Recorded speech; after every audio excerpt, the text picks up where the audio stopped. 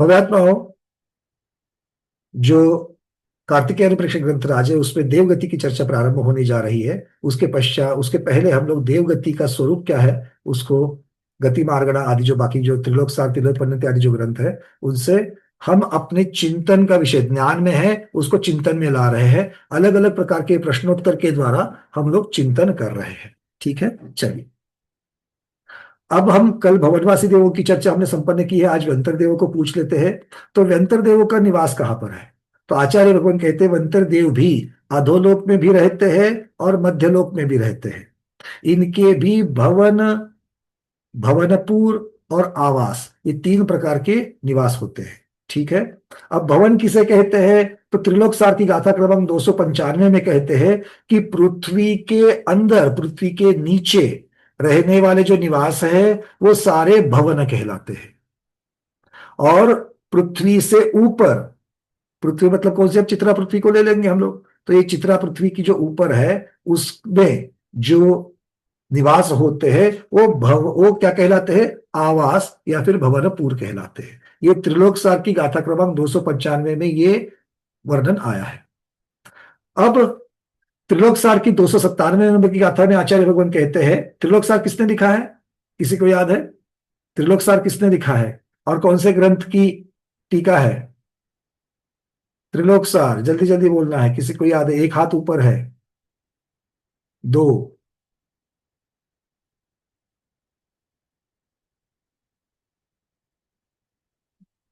तीन, चार। सबसे पहले पूर्णिमा दीदी ने हाथ ऊपर किया था, आपको हम पूछ लेते। दीदी बोलिए। मन्ना भैया जी, आचार्य नेमीचंद सिद्धांत चक्रवर्ती महाराज जी ने लिखा है। बहुत सुंदर। और कौन से ग्रंथ की टीका है ये? सही गलत है? कौन से ग्रंथ की टीका है? आ, ये तो लगभग, ये तो नहीं बोले कि तत्वार सूत्र की होना चाहिए लगभग। नहीं नहीं, सतवार इतना सूत्र नहीं की नहीं मालूम है। है। सूत्र चलो, आपने पहला नहीं उत्तर नहीं तो नहीं। सही किया। पहला उत्तर तो सही है कि नेमिचंद सिद्धांत चक्रवर्ती महाराज ने ये ग्रंथ लिखा गया है। चलो महेंद्र कुमार जी, दूसरा हाथ आपका था, बोलिए ये कौन से ग्रंथ की टीका है? विलोपनति का। तिलोय परिणति ग्रंथराज की है। और तिलोय परिणति ग्रंथराज किसने लिखा है?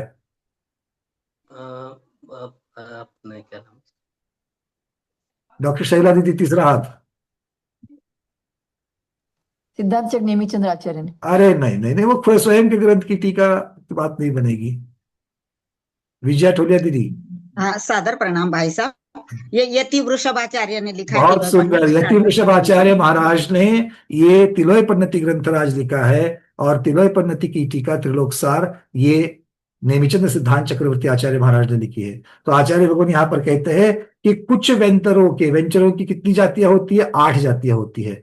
तो कुछ वेंतरों के भवन होते हैं, कुछ कुछ व्यंतरों के भवन और भवनपुर दोनों प्रकारों में रहते हैं, और कोई कोई व्यंतर भवन, भवनपुर और आवास तीनों में रहते हैं। ये गाथा क्रमांक 297 में आया है। और गाथा क्रमांक 290 में आचार्य महाराज कह रहे हैं कि खर भाग में भूत जाति के व्यंतरों के 14,000 भवन हैं, पंख भाग में राक्षसों के 16,000 भवन हैं, और शेष व्यंतरों के भवन नहीं होते। ये तिलय पन्नति में भी आया है, शेष व्यंतरों के भवन नहीं होते। तो भवन किस किसके है? भूत जाति और राक्षस जाति की है। भूत जाति और राक्षस जाति के भवन है। भवन कहाँ रहते हैं? अधोलोक में, पृथ्वी के नीचे। और सभी निवास पृथ्वी के ऊपर मध्यलोक में है। आचार्य भगवान ये कह रहे हैं।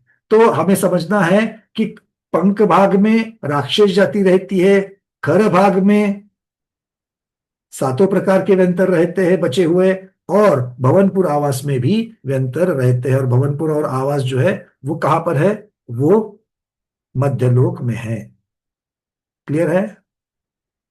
कोई द्वीप समुद्रों के ऊपर होते हैं, तो कोई वृक्ष, तालाब और पर्वतों पर होते हैं।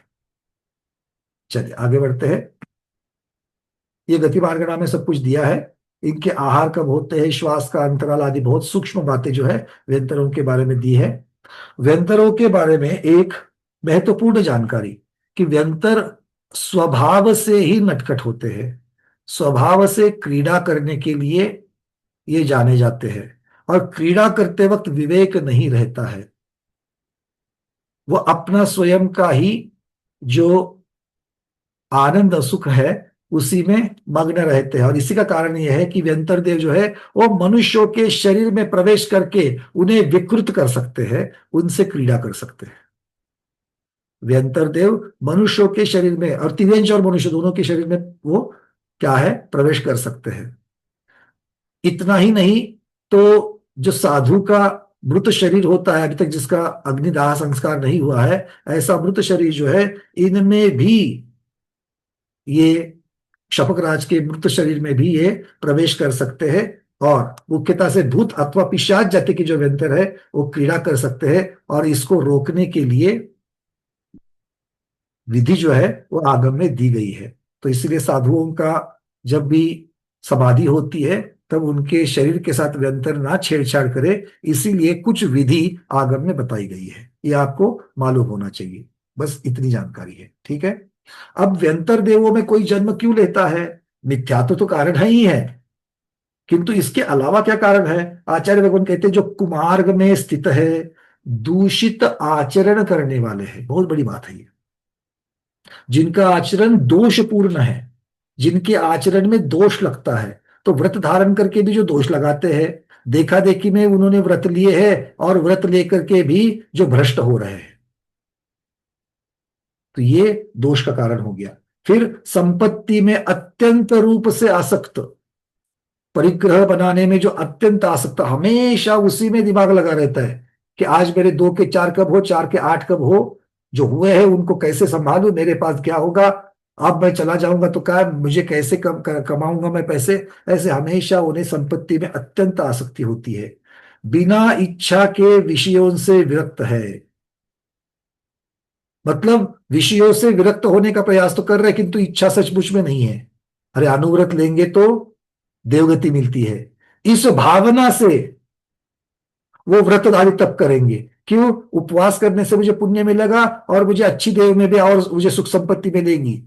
इस प्रकार से वो संयम को, या संयम कहने से वो है वो तप आदि को धारण करते हैं। संयम लेकर के उसे मलिन करते हैं, अतिचार अनाचार लगाते हैं। अनाचार मतलब व्रत भंग, मतलब संयम तो ले लिया, निभ नहीं रहा है, दोष ही दोष लगा रहे हैं।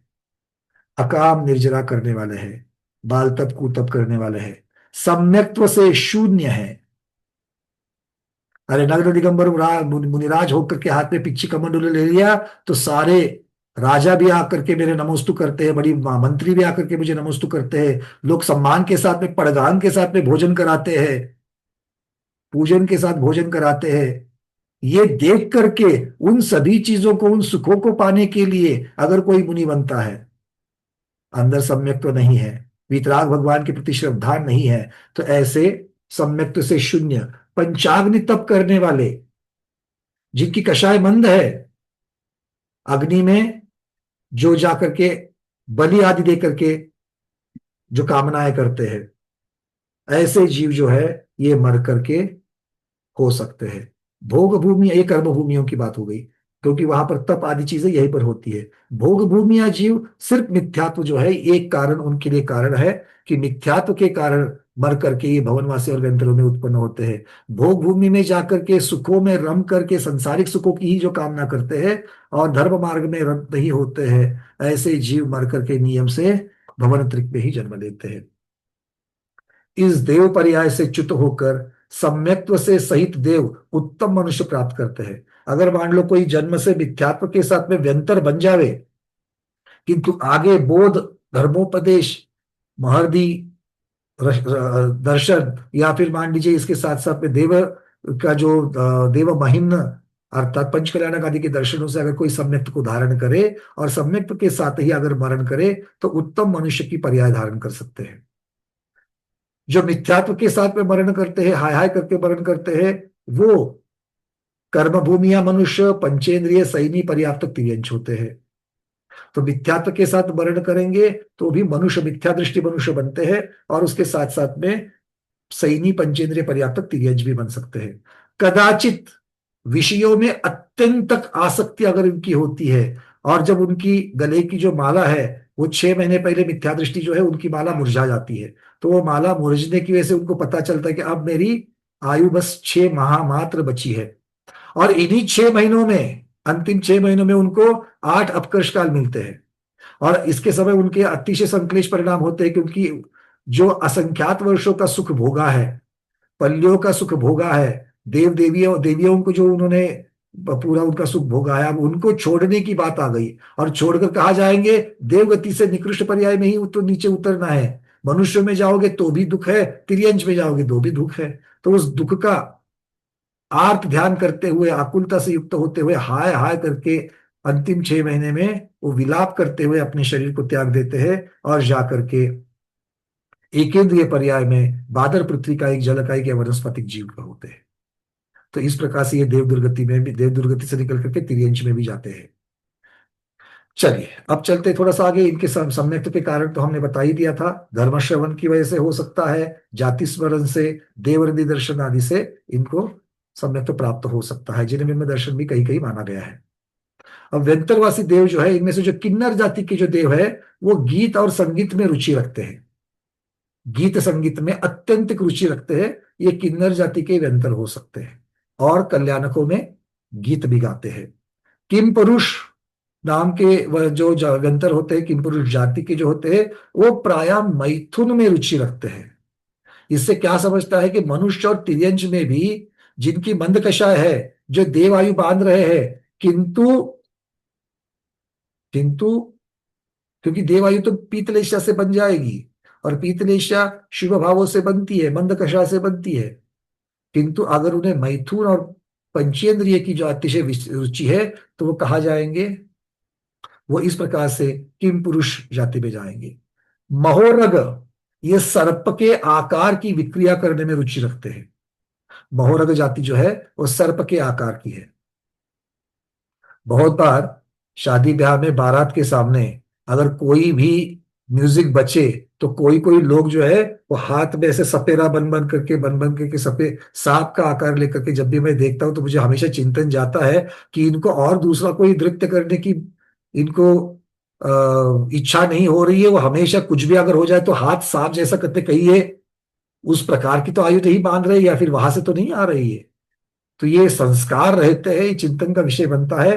गंधर्व जाति के जो व्यंतर होते हैं वो इंद्र के दरबार में गीत गाते हैं, इंद्र के दरबार में गीत। तो किन्नर भी गीत संगीत में रुचि रखते हैं, किंतु जहां जहां क्रीड़ा करते हैं वनों में भी ये गीत गाते हुए दिखते हैं। गंधर्व मुख्यता से इंद्र के दरबार में गीत गाते हैं। यक्ष जो है वो अत्यधिक लोभी होते हैं। अब यहाँ पर यक्ष जो जाती है ये व्यंतरों की यक्ष जाती है। इसके यहाँ पर ये यक्ष शब्द जो आता है, और तीर्थंकरों के जो यक्ष यक्षिणी होते हैं इनमें अलग अलग होते हैं, इसको पहले जान लेना। तीर्थंकरों के यक्ष यक्षिणी जो होते हैं वो दूसरी जाति के जीव होते हैं, और यहाँ पर यक्ष जाति जो कही है वो व्यंतरों की यक्ष जाति है, बस नाम सादर में है। ये अत्याधिक लोभी होते हैं और भांडागार में नियुक्त होते हैं, मतलब कोष्ठगार जहां पर संपत्ति आदि रखी होती है वहां पर ये होते। तो बहुत बार आपको पुराने खजाने की तरफ उनकी रक्षा करते हुए अगर कोई जीव किसी सर्प आदि के आकार में आपको दिखाई देते हैं, तो सर्प तो तिर्यन जाति का होता है, किंतु अगर कोई व्यंतर उसकी अगर रक्षा आदि करते हैं तो ये मुख्यतः से यक्ष जाति के अत्यधिक लोभी होते हैं, ये जाति करती है। राक्षस जो है, राक्षस जाति के जो व्यंतर है, ये भीषण प्रकार की विक्रिया, दूसरों को डराने वाली जो विक्रिया होती है, ऐसी विक्रिया करने में रुचि रखते हैं। तो भूत और राक्षस, भूत पिशाच आदि जो है, यही मुख्यतः से साधुओं के शरीर के साथ में विक्रिया करते हैं। ठीक है, व्यंतर जाति सबको समझ में आ गई, मोटा मोटी में यही बात कही है। हमें क्या करना है, हमें इन चीजों से दूर रहना है। अगर इस प्रकार के संस्कार अगर हमारे ऊपर कोई लोभ के हो रहे हैं, मायाचारी आदि के हो रहे हैं, तो हमें इनसे अब दूर रहना है, और हमें अपना पूरा का पूरा बचा हुआ जीवन जो है वो किसमें बिताना है, धर्म भावना में बिताना है। ठीक है, एक दो प्रश्न आ रहे हैं, उनको ले लेता हूँ। जेटी कंगवाल जी आपने हैंड रेस किया है, फिर सोल दीदी। हाँ वंदना भैया जी, हाँ। आपने कहा मिथ्या दृष्टि देवों के जो गले में माला रहती है वो 6 महीने पहले सुखने लगती है, सम्यक दृष्टि की नहीं सुखती है। ऐसा वर्णन नहीं आता है, मिथ्या दृष्टि का वर्णन आता है। अगर मुख्यता से मिथ्या दृष्टि का वर्णन आता है तो सम्यक दृष्टि की नहीं होती है, ऐसा अर्थ हो जाएगा उसका। ठीक है। वर्णन ज्यादातर मिथ्या दृष्टि का मिलता है। सोल दीदी। वंदना भैया जी, आपने समझाया व्यंतर मुनि महाराज जी के बॉडी में चले जाते हैं, डेड बॉडी में। सो ये जो आपने मनुष्यों के विषय में और तिरंजों के विषय में समझाया, वो भी उनके डेड बॉडी में ही जाते हैं या कोई ऐसे जीवित नहीं, अवस्था जरूरत में? नहीं। ऐसा तो विधि की अपेक्षा से कि शपकराज साधु के मृत शरीर के साथ वो क्रीड़ा कर सकते हैं, इसलिए आगम में विधि दी गई है। किंतु इस प्रकार की क्रीड़ा वो मनुष्य और तिर्यंज के साथ भी कर सकते हैं, जीते जी भी कर सकते हैं। ऐसा वर्णन है। उसके लिए वर्ण अलग अलग आगम में कोई विधि नहीं बताई गई है। आगम अच्छा, की विधि मुख्यतः मतलब से शपकराज की अपेक्षा से बताई है। तो जो व्यंतर मान लो कि किन्हीं जीवित स्त्री या पुरुष किन्हीं के भी शरीर में या तिर्यंज के शरीर में गए, तो एट दैट टाइम फिर उनकी ऐसी अवस्था हो जाती है क्या, एक शरीर में दो आत्माएं? आत्मा की बात नहीं है। एक तो स्वयं का शरीर, जैसे देखिए, एक ही मुनिराज के दो प्रकार के शरीर हो सकते हैं। कैसे? आत्मा तो तो अंदर एक ही है, किंतु वो हम्म आहारक शरीर को भी धारण कर रहे हैं, औदारिक शरीर को भी धारण कर रहे हैं। ये एक हम्म आत्मा दो शरीर का उदाहरण हो गया। ऐसे ही एक शरीर और दो आत्मा का उदाहरण हो सकता है। ये एक तो उस मुनिराज की या अब शपकराज की तो मृतदेह है, उसमें तो कोई आत्मा नहीं है। अगर हाँ, जीवित उसमें व्यक्ति की अगर अंदर जीवित। जाएगी तो जीवित व्यक्ति की आत्मा तो है ही है, किंतु इसके साथ में इस शरीर का उपयोग वो समुद्घात की अपेक्षा, क्योंकि वैक्रयिक समुद्घात की अपेक्षा से ये दूसरे शरीर का भी उपयोग कर सकते हैं। नहीं, हम अपने साधारण मनुष्यों की अपेक्षा से पूछ रहे। मान लो कि कोई स्त्री या कोई पुरुष है, उनके इसमें ये व्यंतर मान लो कि उनके, जैसे आपने बताया कि वो उनके शरीर में चले जा सकते हैं, तो फिर उस समय ये फिर व्यंतर का अपना खुद का शरीर और ये फिर जिनके शरीर में हाँ गए नहीं, वो वो तो ये। रहता ही रहता है। वो तो रहता ही रहता है, क्योंकि देवों में विक्रिया जब करते हैं वो पृथक विक्रिया विक्रिया भी होती है। मतलब व्यंतर का अपना मूल शरीर तो रहेगा रहेगा, ये विक्रिया से कुछ उनके आत्म प्रदेश जो है वो बाहर निकलेंगे, और फिर वो इस प्रकार की विक्रिया से वो दूसरे के शरीर में प्रवेश करके कुछ क्रीड़ा करके बाहर आ जाएंगे। अंतर अच्छा, मुहूर्त तक ही क्रीड़ा चलेगी, अंतर मुहूर्त के मतलब पश्चात हाँ नहीं। हाँ हाँ हाँ। अच्छा, मतलब वो जो जिन स्त्री और पुरुष या स्त्री पुरुष या तिर्यंज के शरीर में इनके कुछ आत्म प्रदेश गए हैं, वहां पे ऐसी वो कंडीशन नहीं आएगी कि एक ही बॉडी में दूसरी व्यंतर की बॉडी भी आ गई और व्यंतर की आत्मा भी आ गई, ऐसा सिचुएशन नहीं क्रिएट वो होगा ना एक वहाँ? उसको प्रतीकात्मक, आप प्रतीकात्मक कहने से कि उसको एक विवक्षा से आप कह सकते हो कि एक पर्टिकुलर समय के लिए, अंतर मुहूर्त के लिए, एक तो मूल जीव की भी आत्मा है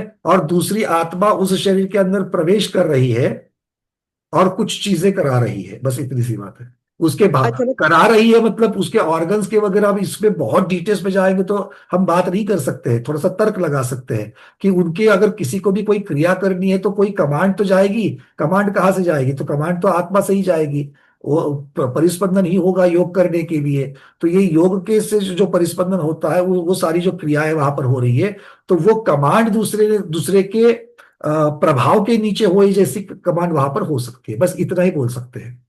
मतलब जनरली हमें एक्चुअली, सॉरी, ये हमें पहले काफी टाइम से क्वेश्चन था, तो आज याद आया कि अपना विषय हुआ तो, कि वो व्यंतर जीवित मनुष्यों के शरीर में भी वो जाके उनसे कुछ तो भी विकृत हरकतें करवा सकते हैं, वो करवाते हैं। प्रभावित कर सकते हैं, इतना हम कहेंगे, उसको प्रभावित कर सकते हैं। मतलब शायद कुछ लोग बोलते हैं वो देवी आ जाना, समथिंग लाइक दैट, वो उसमें कंसिडर कर सकते नहीं, हैं अपन। वो हर एक देवी आने वाले जो प्रक्रिया है, उसमें व्यंतर अंदर हो गए ही, ये जरूरी नहीं है। हाँ, राइट राइट राइट। ठीक है ना। पर किंतु ऐसा एक हाँ। उदाहरण हमने गुरुमुख से सुना हुआ है कि हम्म हम्म वर्णी जी के समय में, वर्णी जी जब थे, इसरी वाले वर्णी जी जो थे, उनके हम्म। समय की अपेक्षा से एक कथा हमेशा बताई जाती है कि वो आकर के वो बात करता था, तो किसी एक व्यक्ति के स्त्री के अंदर वो चला जाता था, तब जाकर के पंडित जी, वर्णी जी ने उनके साथ में उस व्यंतर के साथ में बातचीत की थी और उस व्यंतर को कुछ कार्य भी दिया था उन्होंने। ऐसे कुछ प्रकार की, इसकी प्रकार की गुरुमुख से हमने कथा सुनी है। अच्छा, नहीं, क्योंकि क्रिमिनल इसमें ना कुछ कुछ केसेस जो होते हैं ना अनसॉल्व, आप लोगों ने भी शायद मूवीज में देखा होगा कि फाइनली वो कोई तो भी जीव उसके अंदर चला गया होता है, इसलिए वो दूसरों की हत्या वगैरह हाँ, करता बट है। ये इसमें इसमें कैसी बात है कि वो प्रेतात्मा रहती है, प्रेतात्मा वगैरह, ये सब बातें उसको छोड़ दीजिए। ठीक है ना। यहाँ हम्म। पर तो वो व्यंतर की आत्मा है, और जैसे कि कहा गया है, अभी जिनकी चर्चा चलती है कि भाई इसके इसके ऊपर कोई देवी आ रही है या देव इसके शरीर में आ रहा है और वो कुछ क्रियाएं करता है, तो वो सारी की सारी उस प्रकार की हो, ये जरूरी नहीं है। वो उसका मानसिक भी रहता है। बहुत बार हम्म ये वाद्य आदि जो बजते हैं, उसकी वजह से एक रिदम में जाकर के उसकी एक मानसिक अवस्था, ये साइकाइट मतलब एक मनोविज्ञान ही इसको बता सकता है कि राइट। वही जीव अलग अलग प्रकार की हरकतें करता है। Multiple personality disorder. Multiple personality disorder, उस तरीके से उसको देख सकते हैं। ओके, थैंक यू भैया जी, वंदना, थैंक यू। अर्चना दीदी।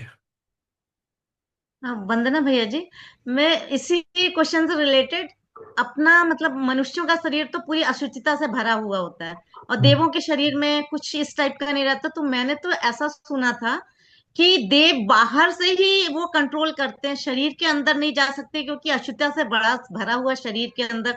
अब ये अभी नई बात पता ऐसा चली इसकी वर्णन वजह अगर से। कोई आगम में लिया है तो उसको मानने में मेरा निषेध नहीं है, बट क्या ये मतलब तर्क वाली बात है, तो उसको तर्क नहीं तक भैया, ही रहेगा। मैंने सुना है, मेरे को आगम का हाँ ज्यादा मतलब नॉलेज नहीं है, मैंने सुना। जिन्होंने बोला है उन्हीं की बात कर रहे हैं कि जिन्होंने ऐसा बोला, तो अगर कोई आगम के आधार पर बोला है तो बात अलग है, किंतु नहीं तो फिर तर्क तो अलग अलग प्रकार के बहुत सारे हो सकते हैं।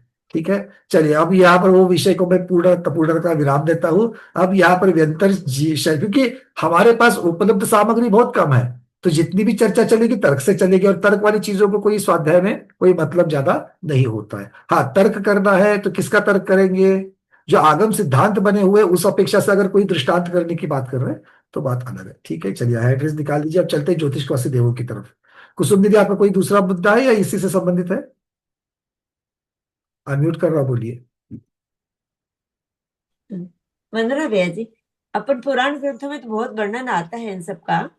तो जैसे सुग्रीव वाली का आया, दूसरा सुग्रीव ने रूप बना करके उसकी पत्नी के पास गया, तो क्या रूप बनाना ये अलग अलग प्रकार की चीजें हैं। रूप बनाना ये स्वयं पृथक क्रिया के द्वारा भी हो सकता है, पहली बात। और रूप बनाना ये विद्या के द्वारा भी हो सकता है, दोनों चीजें होती है।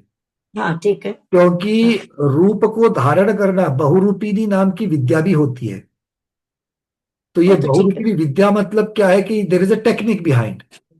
तो इसके लिए फिर आपको कोई समुद्घात, विक्रिया, रिद्धि, रिद्धि और ऊपर के लेवल की बात है। रिद्धि के लिए उसकी विशुद्धि उस प्रकार से होनी चाहिए।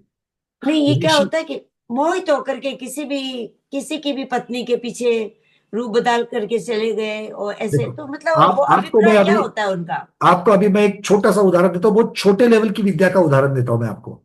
अभी हम लोग नाटक सिनेमा देखते हैं कि नहीं देखते हैं? तो हम नाटक सिनेमा में देखते हैं कि एक व्यक्ति इतनी जबरदस्त एक्टिंग करता है। जब हम उसको एक्टिंग करते हैं तो ये एक्टिंग विद्या है। एक्टिंग जो है वो एक विद्या है। अब उसने, जैसे मूवीज में देखते कि उसने भाई नरसिंह का भेष बना लिया है। अभी अभी एक मराठी में दशावतार नाम की जो सिनेमा आया है, उसमें वो जिस प्रकार से वो खुद को साधनों के द्वारा, मेकअप के द्वारा और हाव भाव के द्वारा, वक्तव्य के द्वारा, अपनी वाणी के द्वारा वो दूसरे कैरेक्टर में ढाल देता है, ये विद्या हो गई। और इसके पश्चात रिद्धि जो है, वो रिद्धि मतलब आपकी आत्मा में वो शक्ति आ जाती है, और वो विशुद्धि की वजह से वो शक्ति आ जाती है, या तो फिर उस पद की विशुद्धि जो होती है, जो पद आपको प्राप्त हुआ है, पुण्य से प्राप्त हुआ है, उसकी वजह से मिलती है। जैसे चक्रवर्ती है, चक्रवर्ती जो है वो भी विक्रिया करके अपनी बहुत सारी रानियों के साथ में, पत्नियों के साथ में एक साथ में क्रीड़ा करते हैं।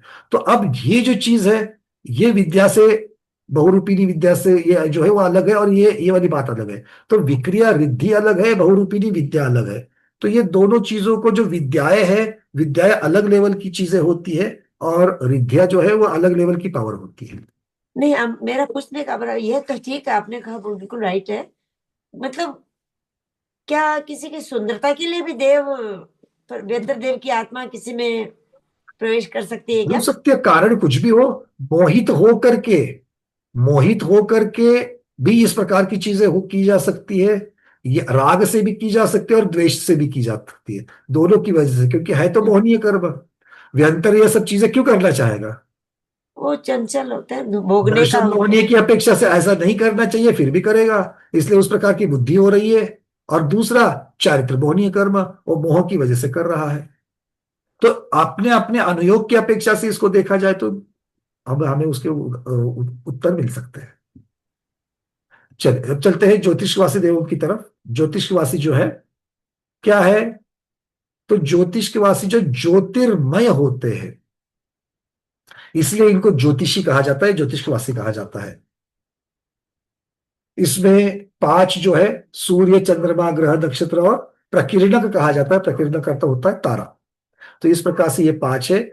चित्रा पृथ्वी के ऊपर 790 योजन से शुरुआत होकर के 900 योजन के पट्टे तक, मतलब ऊंचाई में 110 योजन की ऊंचाई तक ये हमें प्राप्त होते हैं। सबसे नीचे 790 योजन जाने पर सबसे नीचे जो है वो ताराओं के विमान है। तारा के ऊपर सूर्य का विमान है। आगम में जिसे सूर्य और चंद्रमा कहा है और आधुनिक विज्ञान जिसे सूर्य चंद्रमा कहता है वो बिल्कुल अलग है। तो इसीलिए इसके ऊपर सूर्य है, सूर्य के ऊपर चंद्रमा है। मतलब अगर चंद्रमा पर किसी को पहुंचना है तो सूर्य को लांग कर जाना पड़ेगा, तो चंद्रमा उसके ऊपर है। चंद्रमा के ऊपर नक्षत्र है, नक्षत्र के ऊपर बुध है ग्रह, बुध के ऊपर शुक्र, गुरु, मंगल और शनि, ऐसे एक के ऊपर एक, एक के ऊपर एक है।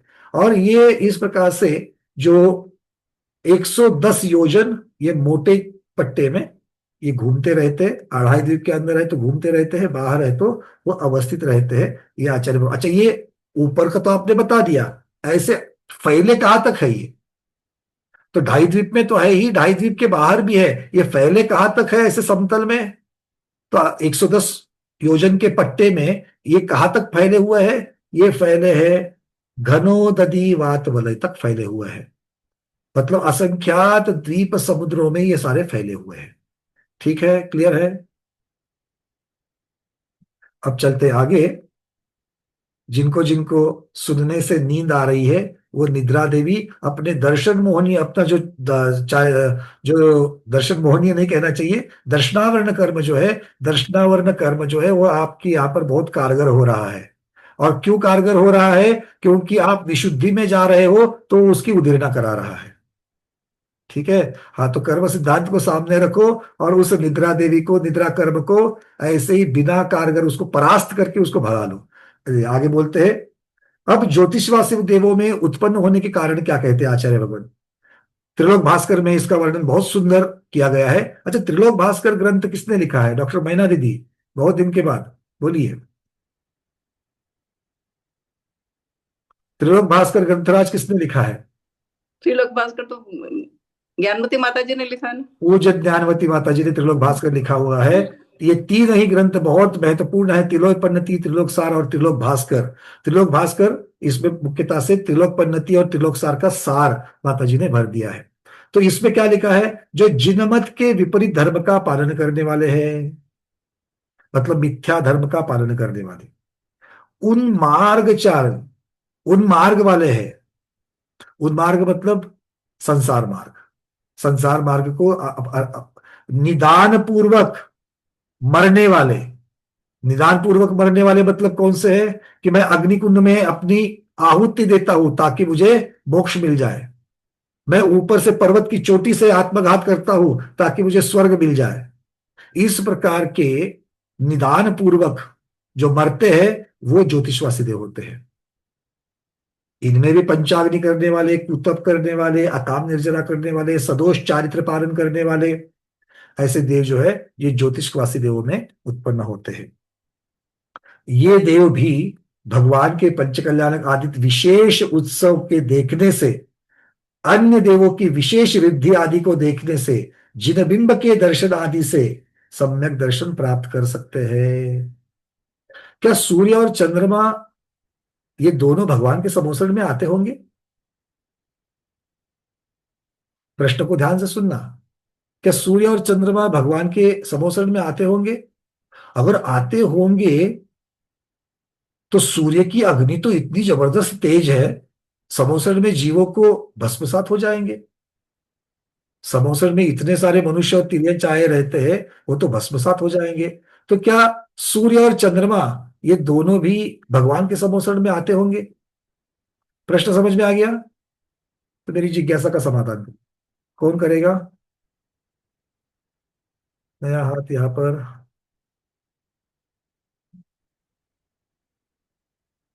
स्नुषा खेड़कर दीदी बोलिए। वंदना भैया जी। सूर्य विमान जो है वो प्रकाशित रहता है, वो पृथ्वी का एक रहता है वो, और उसके अंदर में जो देव रहते हैं वो समोशरण में आते हैं।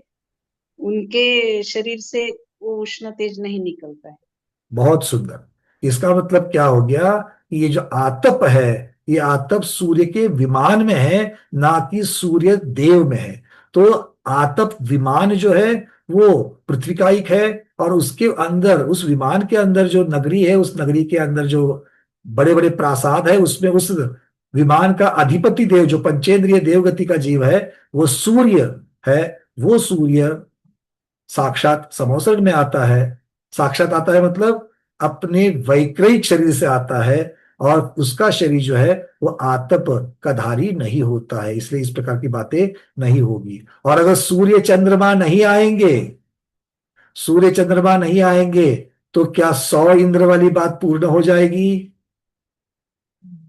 शुभ समवसरण शोभा अपार, शत इंद्र नमन कर शीश धार। इससे ही सिद्ध होता है कि 100 इंद्र आते हैं तो 100 में चंद्रमा और सूर्य भी आते हैं, तो इसलिए इनके आने में कोई प्रॉब्लम नहीं है। बात समझ में आ गई? थोड़ा सा अलग प्रकार का चिंतन, प्रश्न और जिज्ञासा के माध्यम से आगे बढ़ते हैं। अब ये कितने हैं? तो ये असंख्यात है। इनके विमान कितने हैं? असंख्यात है। और एक एक विमान में एक एक अकृत्रिम चैत्यालय है। तो ज्योतिषवासी देवों से संबंधित और व्यंतरों के भी इसी प्रकार से समझना, उनके भी असंख्यात भवन, भवनपुर आदि है। तो उस सब में एक एक अकृत्रिम चैत्यालय होने की वजह से क्या होता है, उनके अकृत्रिम चैत्यालयों की संख्या असंख्यात मानी गई है। तो 8,56,97,481, ये तो गिनती करने वाले जितने हैं, उन गिनती वाले अकृत्रिम चैत्यालयों की संख्या है। साक्षात में 3 लोग में असंख्यात अकृत्रिम जिन्हें चैत्यालय चैत्यालय है।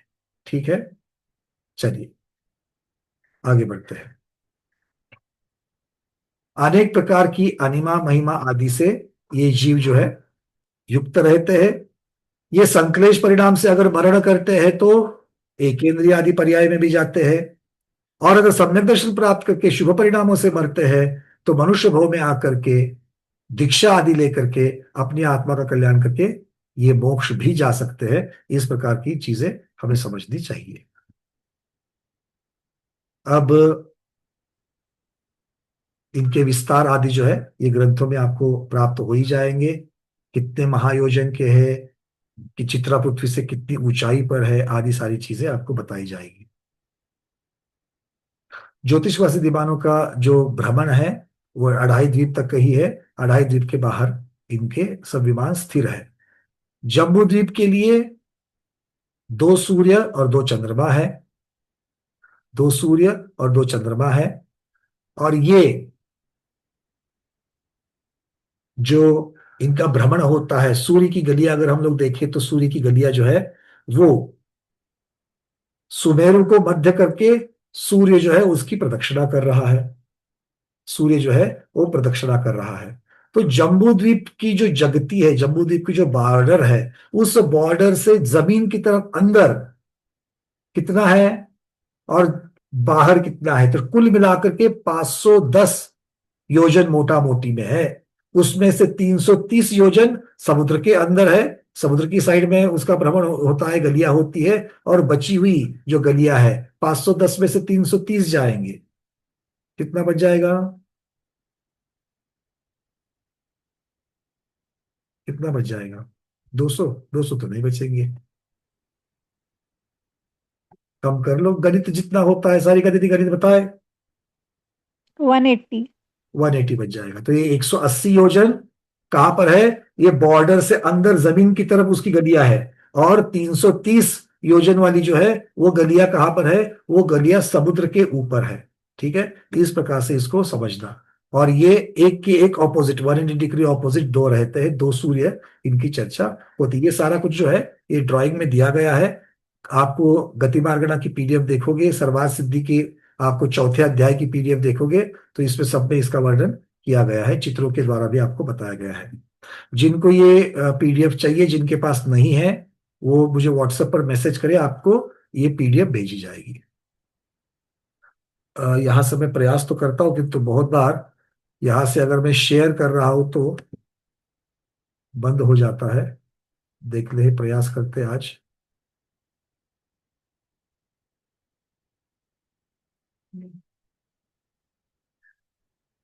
अगर आप उसको देख पाओगे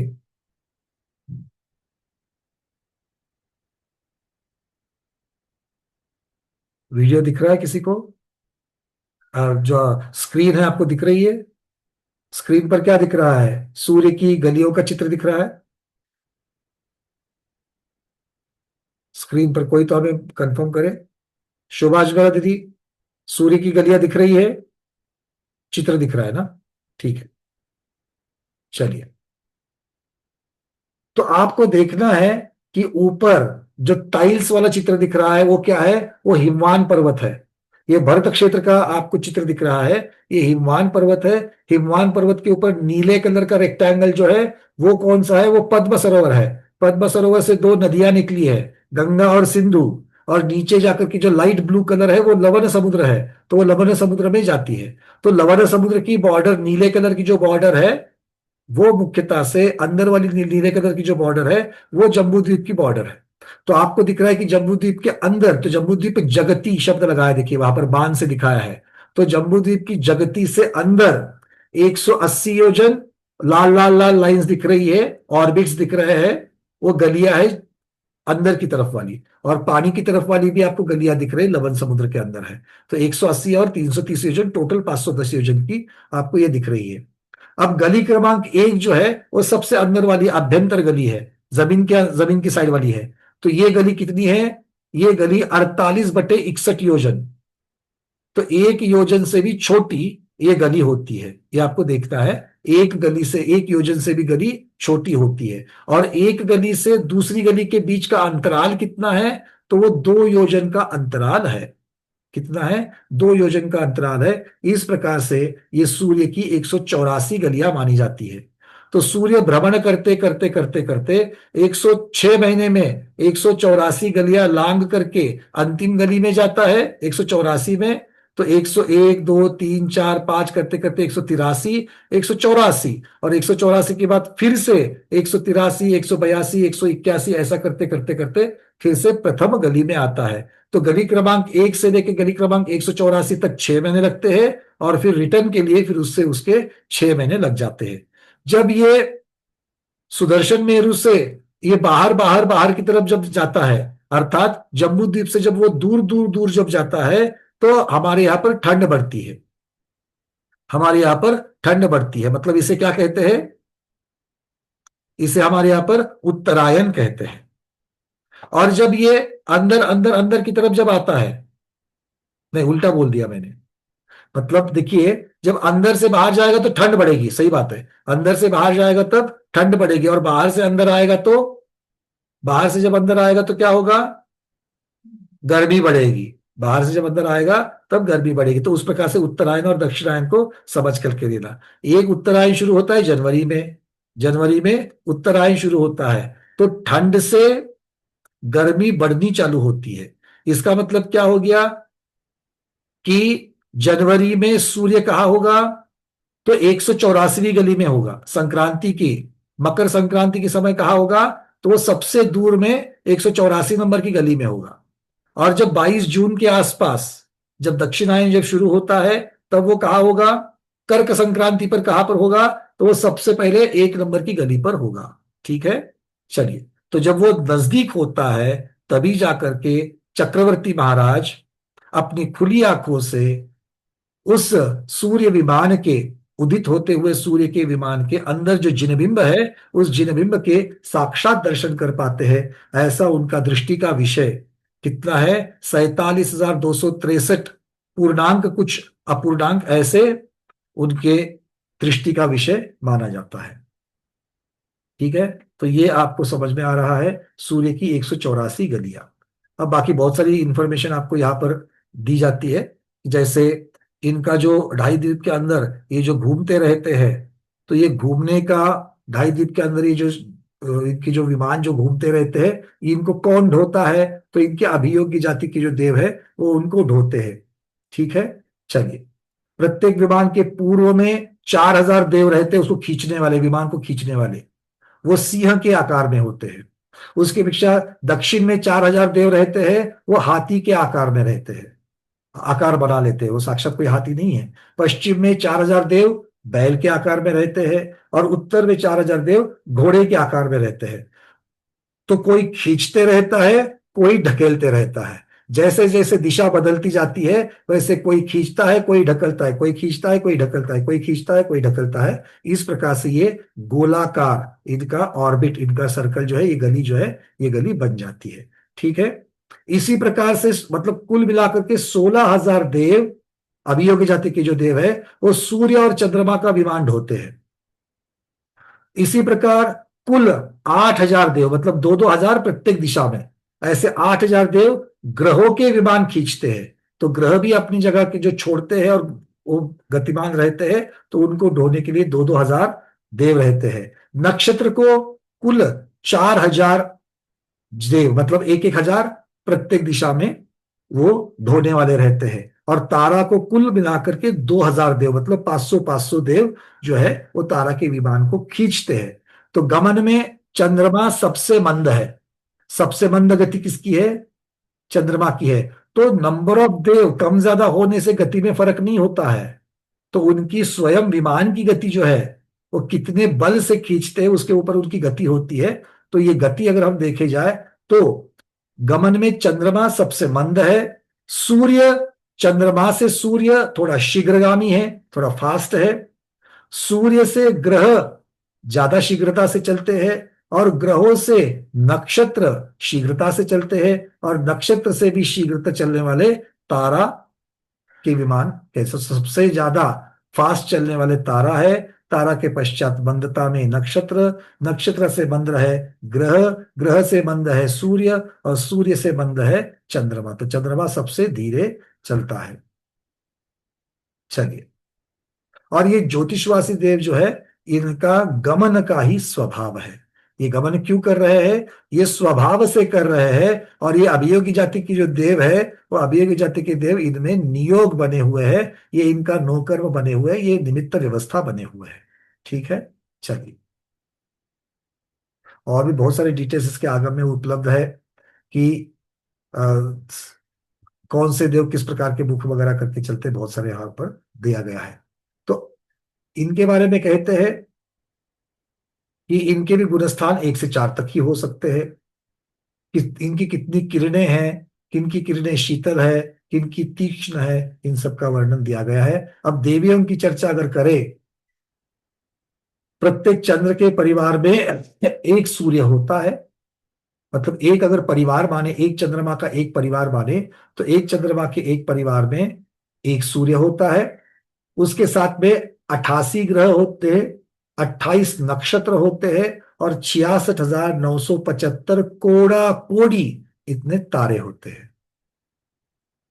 तो ये अभी तो हम आधुनिक विज्ञान के द्वारा हम ये हमारा सूर्यमंडल है, ये हमारी चीजें हैं, तो इसकी अपेक्षा विवक्षा कंप्लीटली अलग है। और आगम में केवली भगवान ने जो देखा हुआ त्रिकालाबाधित सत्य है, उस त्रिकालाबाधित सत्य जो अभी तक आधुनिक विज्ञान को प्राप्त नहीं हुआ है, उनकी खोज जारी है, किंतु त्रिकालाबाधित सत्य जो केवली भगवान ने देखा है, तो इसमें इनकी गैलेक्सी कहो, इनका एक एक चंद्रमंडल कहो, एक चंद्रमंडल जो है इतना बड़ा होता है।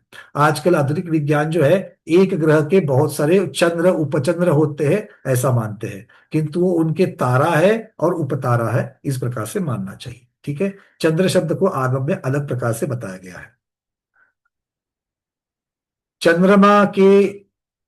चंद्रमा तो स्वयं इंद्र है, तो उसकी जो वल्लभाएं होती है, उसकी जो रानियां होती है, तो चंद्रमा, प्रभंकरा, सुसीमा और अर्चिमालिनी, ये चंद्र की 4 अग्र देवियां है।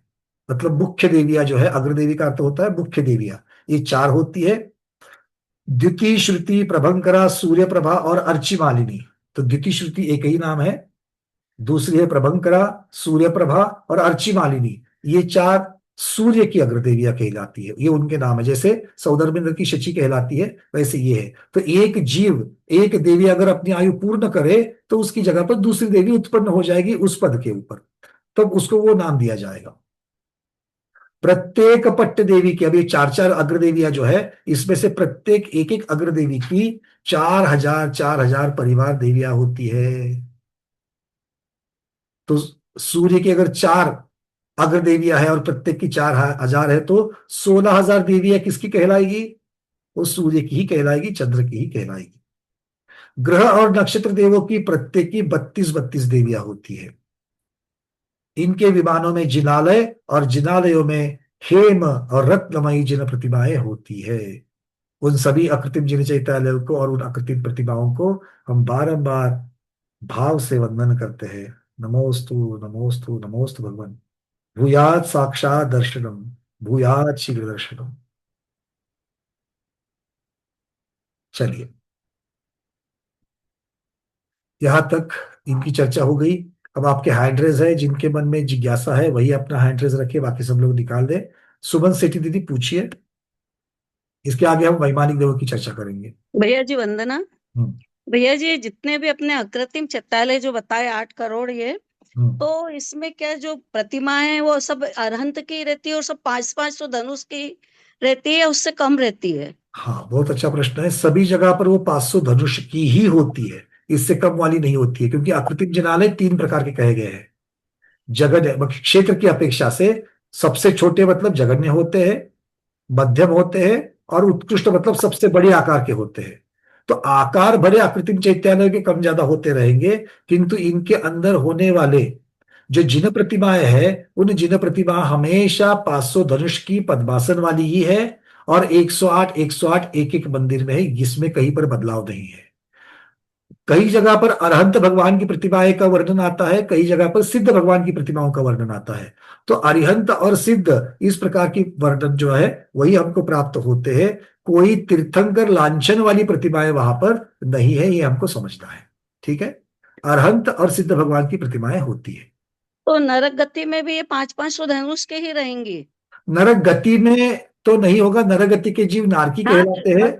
और हमने इसके पहले देखा था कि नारकी दूसरी, तीसरी, चौथे, पांचवी, छठी और सातवीं इन भूमियों में तो कोई अकृत्रिम चैत्यालय नहीं है। प्रथम भूमि में नरक भी है और प्रथम भूमि अकृत्रिम चैत्यालय भी है, किंतु अगर देखा जाए तो अकृत्रिम चैत्यालय पहले खर भाग में और पंख भाग में है, इसके नीचे वाले में नहीं। इसके नीचे अब बहुल भाग है, नारकी वहां पर है। तो जहां पर साक्षात नरक है वहां पर तो कोई भी अकृत्रिम चैत्यालय नहीं है। उसके ऊपर के भाग में ही 7,72,00,000 अधोलोक के अकृत्रिम चैत्यालय भवनवासियों की अपेक्षा से है और व्यंतरों के असंख्यात है। तो वहां पे भी 5 तो धनुष के ही है मूर्ति? बस सभी वही है। छोटे वाले कहां पर, सबसे छोटे अकृत्रिम चैत्यालय कहां पर पाए जाते हैं? तो देवकुरु और उत्तर कुरु में, जहां पर शाल्मली वृक्ष है और जम्बू वृक्ष है, या पूर्व धातकी पश्चिम धातकी में जहां पर धातकी वृक्ष है, शाल्मली वृक्ष है, जहां पर पुष्कर वृक्ष है और शाल्मली वृक्ष है। इन वृक्षों के ऊपर जो अकृत्रिम चैत्यालय है उनकी शाखाओं के ऊपर, अब उसकी 4 प्रकार की 4 शाखाओं में से एक शाखा के ऊपर ये अकृत्रिम चैत्यालय है और बाकी 3 शाखाओं के ऊपर व्यंतर देवों के निवास होते हैं। निवास है।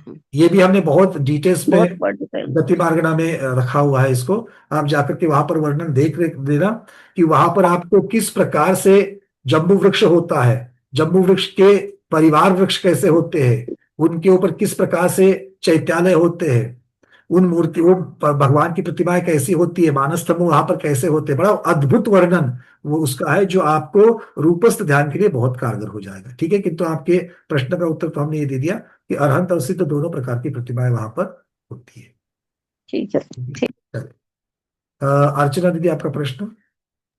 भैया जी, एक चीज है, ये जो व्यंतर असंख्यात होते हैं तो उनके जिनालय भी असंख्यात है, तो वहां भी अरिहंत भगवान की प्रतिमाएं और सिद्ध भगवान की जो भी होती होंगी, लेकिन ऐसा माना जाता है कि वो उनको कुल देवता मान के पूजते हैं, इसीलिए उनको सम्यक तो नहीं हो पाता। तो ऐसा उदाहरण तो आपको सिर्फ आकृतिक चैत्यालय में क्यों अपने यहाँ पर मिलता है कि नहीं मिलता है? सब लोग केसरिया जी गए कि नहीं गए हो? केसरिया जी गए कि नहीं गए हो? तो वहां पर तो 3 प्रकार से भगवान की पूजन होती है अपनी अपनी श्रद्धा के अनुसार।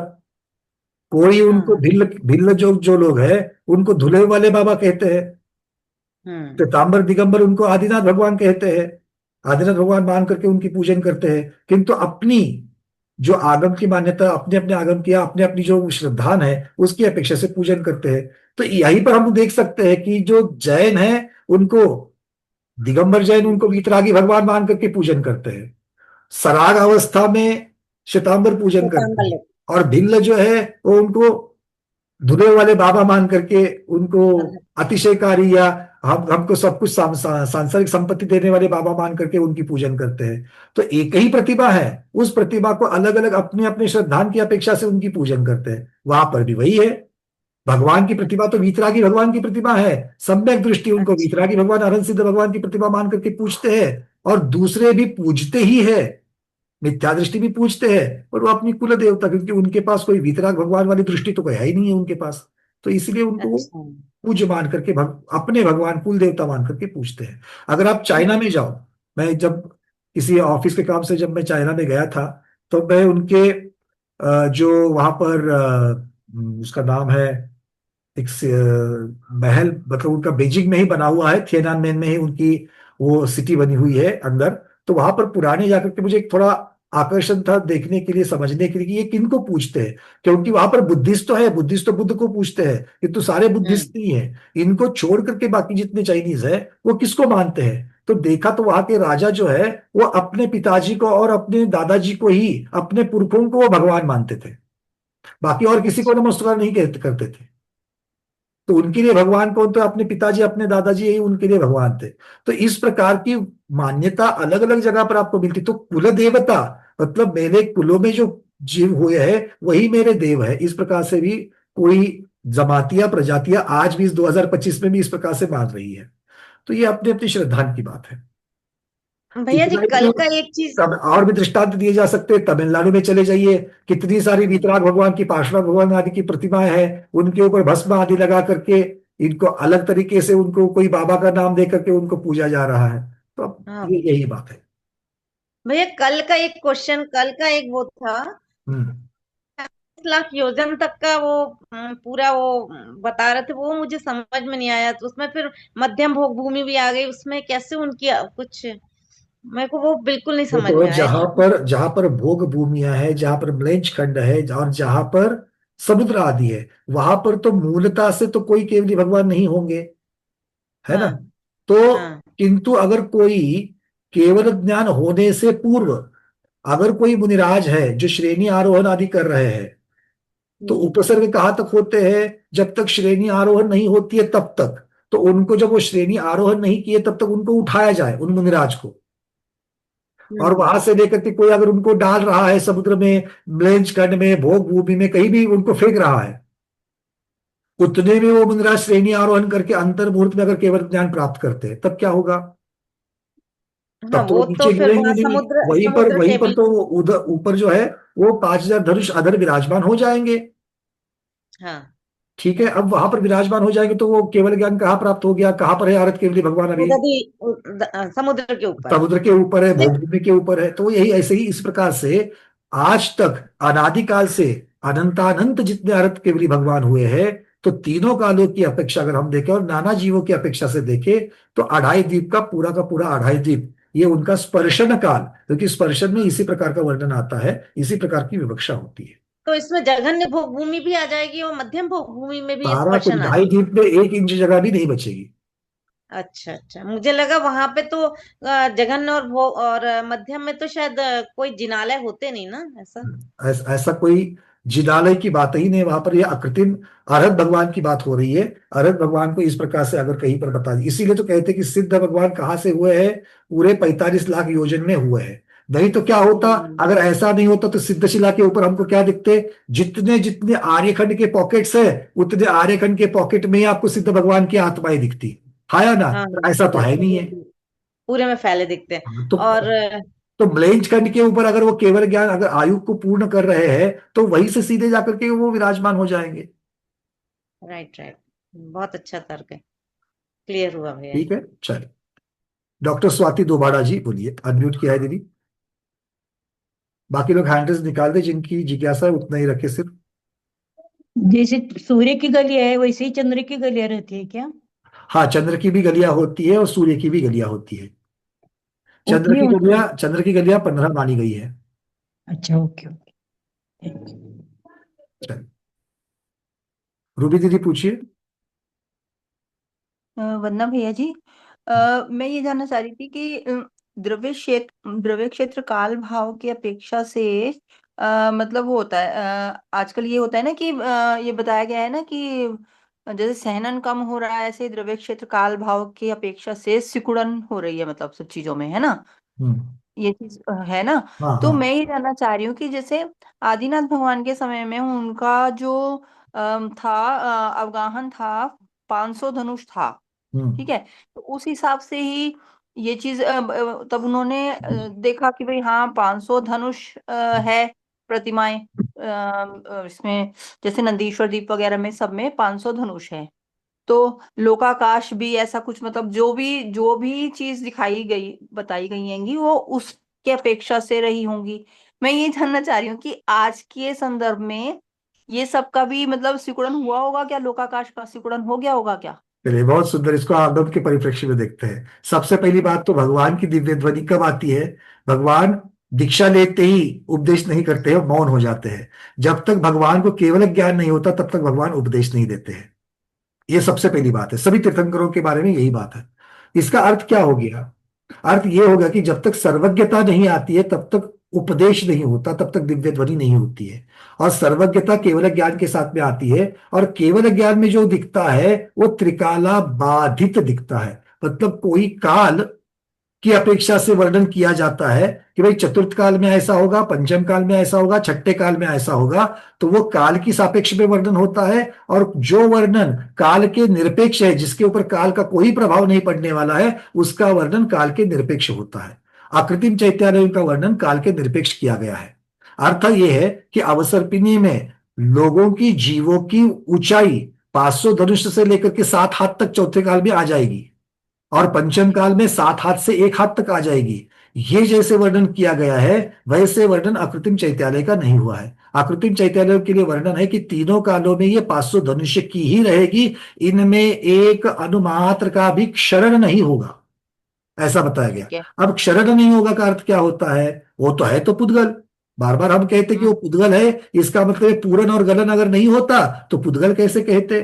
तो पूरन और गलन तो इनमें हो ही रहा है। मतलब कुछ पुद्गल वर्गनाएं इन मूर्तियों से, इन चैत्यालयों से निकल करके जा रही है, और कुछ नई आ रही है। तो नई जितनी आ रही है उतनी ही पुरानी जा रही है, जही जितनी आ रही है पुरानी जा रही है। तो आय और व्यय इन पुद्गल वर्गनाओं का समान है, इसीलिए इनके अभी का जो अनादिकाल से जितना आकार बना हुआ है उस आकारमान में कहीं पर भी बदलाव नहीं होता है।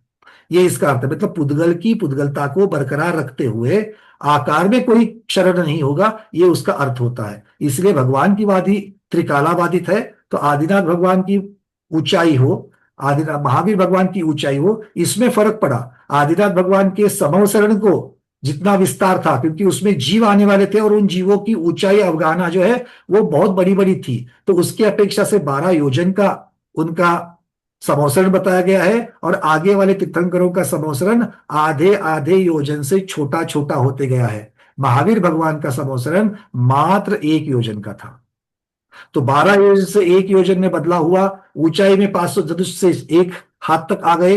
आयु 84 लाख पूर्व से लेकर के 72 वर्ष की आयु हुई।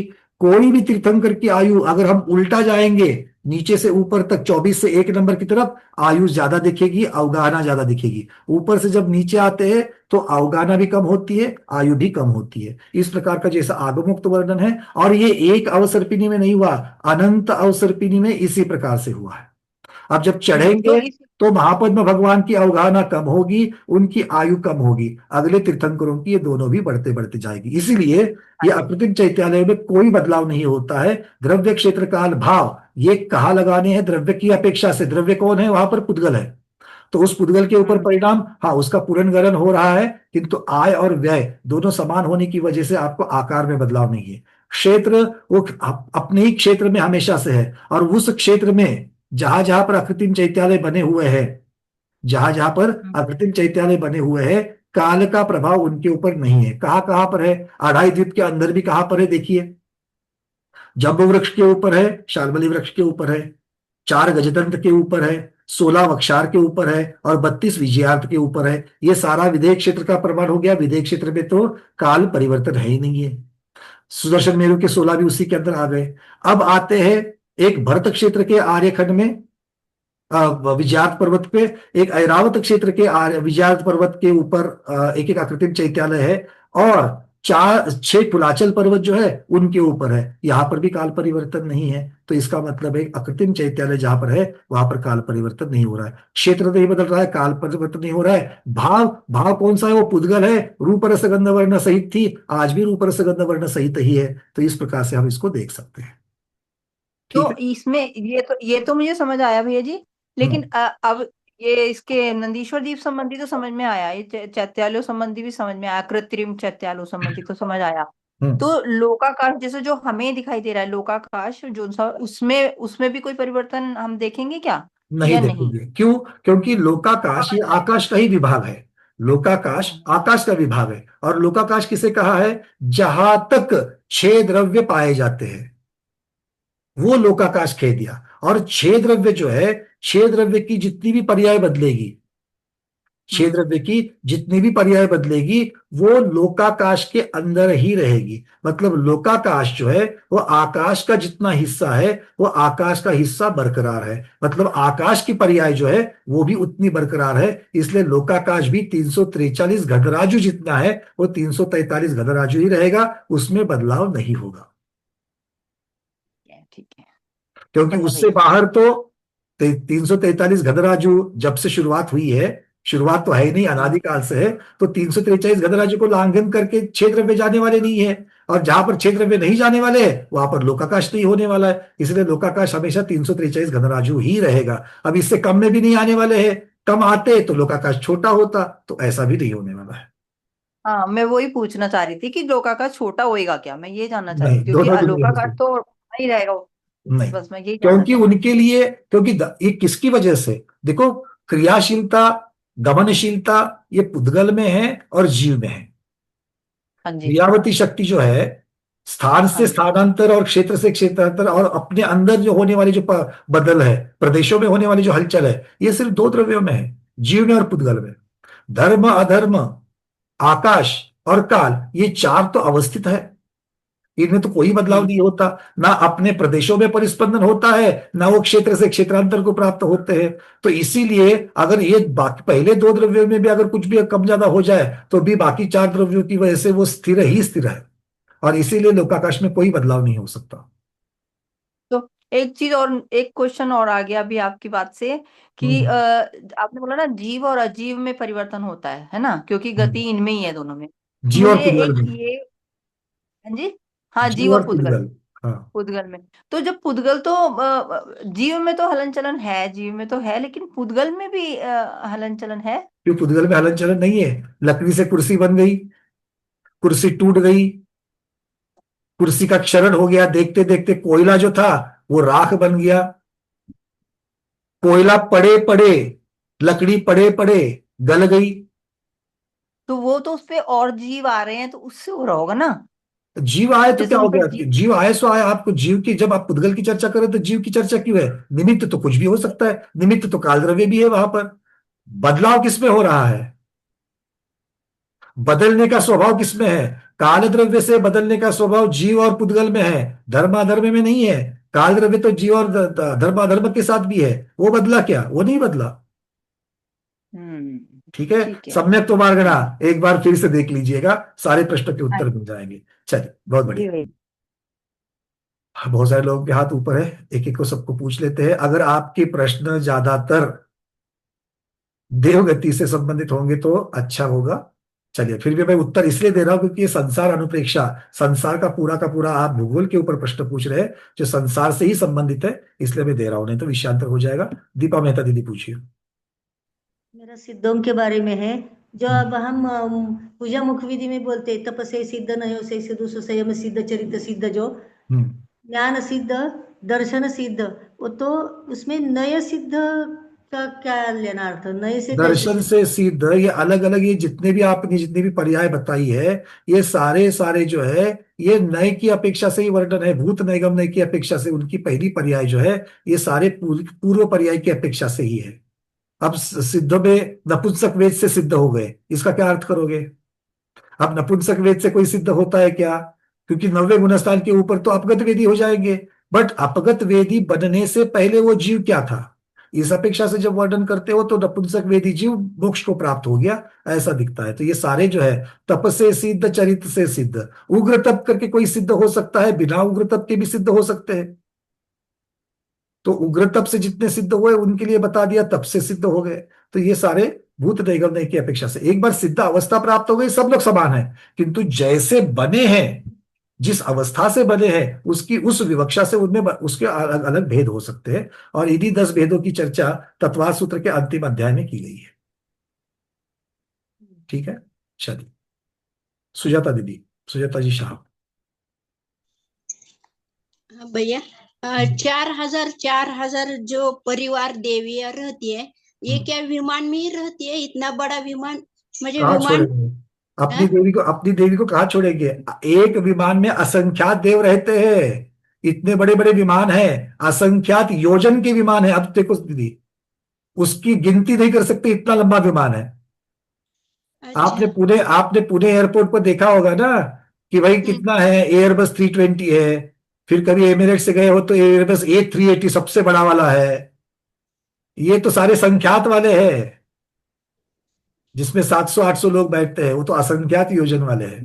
तो अभी योग्य देव जो है ये इतने बड़ा विमान लेकर जाते हैं। वो खींच पाते हैं। वो क्यों खींच पाते हैं? क्योंकि उनमें, उस विमान में, उनका विमान का स्वभाव खींचे जाने का है।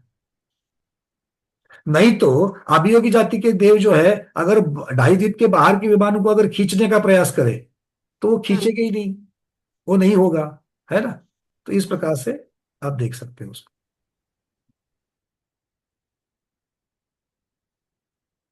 विजया ठोलिया दीदी।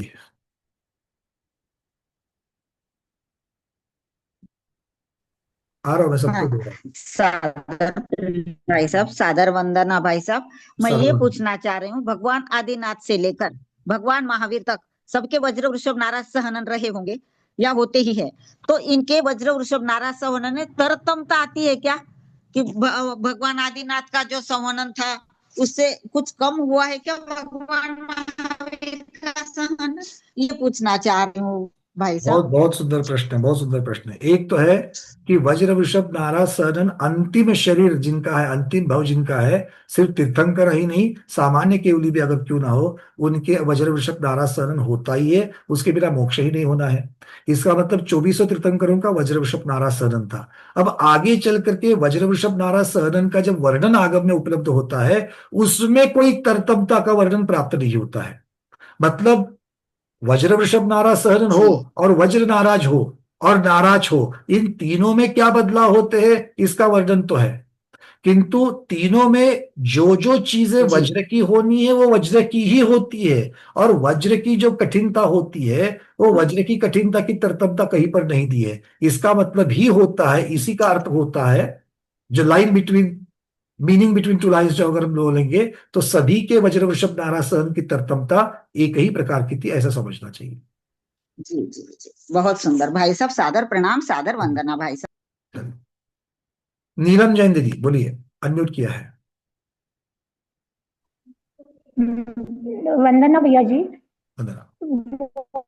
चंद्रम और सूर्यमा अपने गली में घूमते रहते हैं, तो छठे काल में ऐसा क्या होता है कि दिन और रात्रि नहीं होती है, अंधेरा रहता है? छठे काल में अंधेरा रहता है? अच्छा, देखिए ये सारे भोग भूमि में भी उनका प्रकाश नहीं दिख रहा था। इसका कारण क्या है? तो मुख्यतः से कल्प वृक्षों का जो प्रकाश है उसकी अपेक्षा से देखा जाता है। भगवान के तीर्थंकरों के भी इसमें अगर हम लोग देखा जाए तो भी उसमें क्यों प्रकाश आपको दिख रहा है? प्रकाश वहां पर तीर्थंकर भगवान के आभा मंडल का, भामंडल का इतना प्रकाश रहता है। तो जब भी आपको सूर्य का और चंद्रमा का प्रकाश दिखेगा या नहीं दिखेगा, जब भी नहीं दिखेगा का वर्णन आएगा, इसका मतलब है उससे ज्यादा या फिर उस प्रकाश को बाधित करने वाली कोई वहां पर निमित्त उत्पन्न होता है। इसीलिए नीचे यहां पर मध्यलोक में जहां पर भी उनकी प्रकाश पहुंचना चाहिए वहां पर प्रकाश नहीं पहुंचता। ये सीधा कारण है, क्योंकि प्रकाश क्या है? प्रकाश है पुद्गल, और उस पुद्गल के बीच में अगर कोई अड़थड़ा आ जाए, कोई बाधा आ जावे, तो वो आगे नहीं जा पाएगा। ये सीधी सीधी बात है। तो वो क्या चीज से बाधित होता है, मतलब? अब ये उपलब्ध आगम में देखना पड़ेगा कि किस प्रकार का वर्णन आया है, उपलब्ध आगम में देखना पड़ेगा इसको। ठीक है। तो ये छठे काल में मुख्यतः से हमने वर्णन देखा है कि नरक तिर्यन से जीव आएंगे, नरक मरकर नरक तिर्यन जाएंगे, 1 हाथ की ऊंचाई होगी, और ये मतलब कोई वस्त्र आदि की जगह पर पेड़ पौधों के पत्ते छाल आदि लगा करके रहेंगे, या नग्न भी रह सकते हैं ये, और खाएंगे भी ऐसी आवश्यक चीजें ही खाएंगे। इस प्रकार का वर्णन छठे काल का मिलता है। वंदना भैया जी। चलिए, कुसुम छावड़ा दीदी, मुंबई। वंदना भैया जी। हाँ दीदी। मेरी ये शंका है भैया जी कि देवों को अवधि ज्ञान होता है और उनको ये मालूम होता है कि अभी मेरा अंतिम समय आ गया, 6 महीने ही बाकी है, पर वो अवधि ज्ञान तो रहता है, तो फिर वो क्यों हाय हाय करते हैं? अवधि ज्ञान होता है इसका अर्थ ये नहीं कि सारा का सारा अवधि ज्ञान होता है, सारी चीजें देख पाते हैं। हर एक की अपनी अपनी अवधि ज्ञान की मर्यादा होती है, और अवधि ज्ञान ज्यादातर नीचे देवों का जो कल्पवासी आदि का जो है वो नीचे की दिशा में उनका अवधि ज्ञान की मर्यादा ज्यादा है। आजू बाजू ऊपर में तो ध्वजजल की जगह तरफ है, आजू बाजू में असंख्यात योजन की भी हो सकती है, और नीचे तक उनका रहता है। तो अपनी मर्यादा के अंदर अगर है तो वो जीव अपना देख सकते हैं कि रूपी की पर्याय वो देख सकते हैं, ऐसी कोई बात नहीं है। और सिर्फ देखने की अपेक्षा क्या है, कोई अवधिज्ञानी मुनि महाराज है, तीर्थंकर भगवान की वाणी है, इसमें भी उनको आगे के भोग या चर्चा या भावन आदि की जो चर्चा है ये उनको दिख सकती है। तो नहीं, इस जिनको प्रकार दिख से सकती है वो तो अपना सुधार कर लेते होंगे ना भैया। अगर अगर सुधार करने की आवश्यकता है तो कर सकते हैं। एक मिनट जरा होल्ड करिए, मैं आपके पास आता हूँ। अरविंद जी बोलिए। हेलो। हाँ अरविंद जी बोलिए। वैराग्यानंद जी आचार्य श्री सत्संग विराजमान है यहाँ। हाँ जी, दर्शन कराइए, कराइए, दर्शन कराइए। हाँ जी, हाँ जी, हाँ जी।